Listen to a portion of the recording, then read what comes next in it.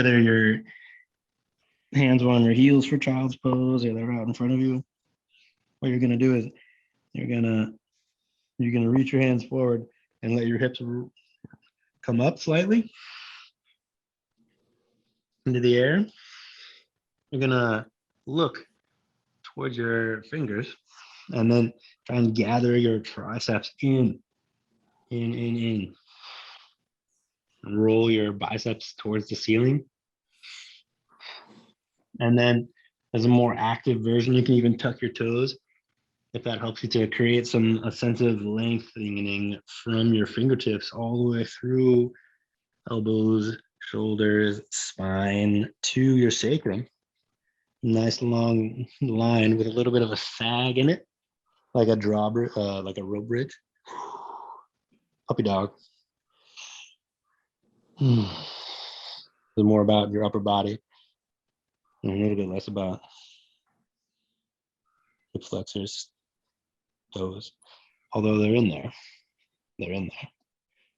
Reaching the hips back, reaching the tailbone up, holding the triceps in, rolling the biceps up. And then from here, you're gonna take a final breath. You're gonna press into your palms and drag your chest forward towards the tabletop. Maybe that means your hands are coming under you a little bit, under your shoulders. And then it's gonna be your right leg, right foot to right hand. A little setting up kind of like a low lunge. And then what we're gonna do is we're gonna reach in puppy dog fashion out to the left, like to 10 o'clock. If your hands were on a dial on the floor. Yep. Exactly. Yeah. So at the same time that your hands are reaching forward, your hips are still drawing back. So you're not cascading forward at the hips, but there's this, again, pulling in opposite directions.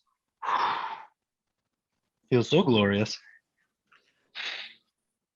As if somebody had a hook on your right thigh and they were pulling it back while you were trying to escape and reach forward. Nice.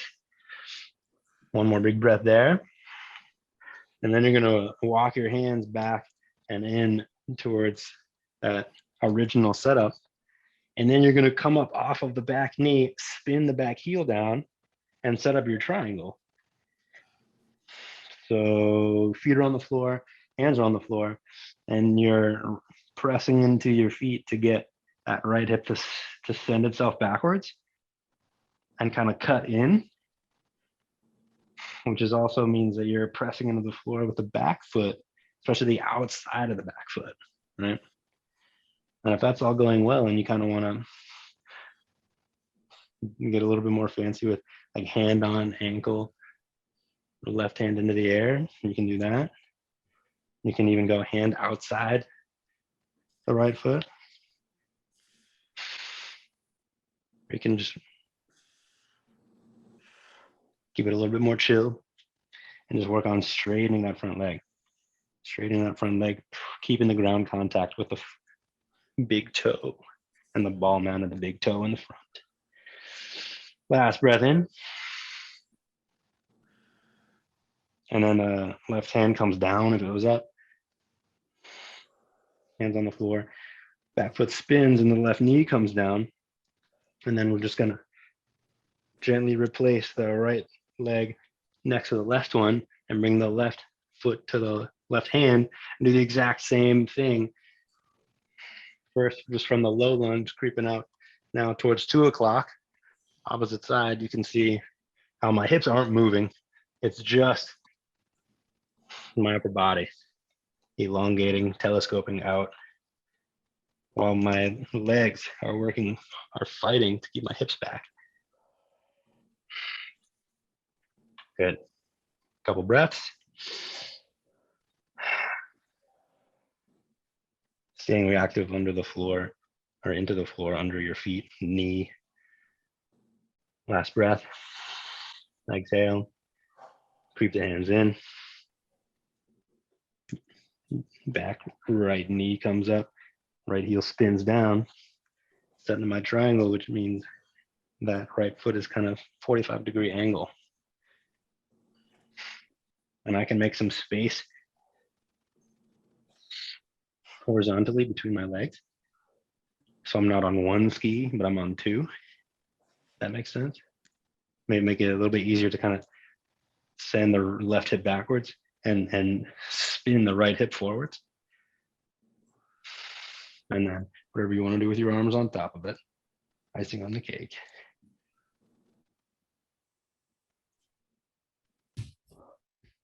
Make sure your spine is straight and the crown of your head is reaching away from your sacrum. Good. 2 more big breaths. Last big breath. Right hand spins down if it was up. Right heel pops up. Right knee hits the floor. You can kind of give yourself a little, come up and give yourself a little pat on the back. Right on.